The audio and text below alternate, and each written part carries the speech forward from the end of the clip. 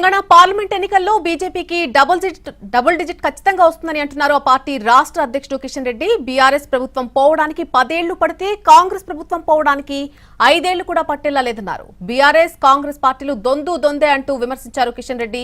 కాంగ్రెస్ ప్రభుత్వం ఇచ్చినటువంటి హామీలు అమలయ్యే వరకు కూడా ప్రజల పక్షాన పోరాటం చేస్తామని అంటున్నారు. కాంగ్రెస్ పార్టీ ప్రభుత్వాన్ని ఒక అయోమయంలో ఒక గందరగోళంలో బీఆర్ఎస్ ప్రభుత్వం పోవడానికి 10 సంవత్సరాలు పట్టి, కానీ కాంగ్రెస్ పార్టీ పోవడానికి 5 సంవత్సరాలు కూడా పట్టేస్తుంది. ప్రజల్లో తీవ్రమైనటువంటి వ్యతిరేకత రాబోతుంది.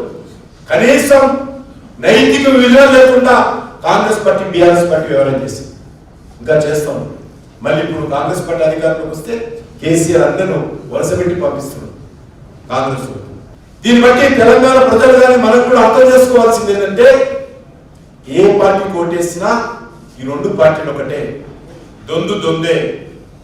కాబట్టి నిజమైనటువంటి ప్రతిపక్షం ఈ రాష్ట్రంలో ఏది అంటే ఒక భారతీయ జనతా పార్టీ మాత్రమే. పార్లమెంట్ ఎన్నికల ఫలితాలు వచ్చిన తర్వాత ఏదైతే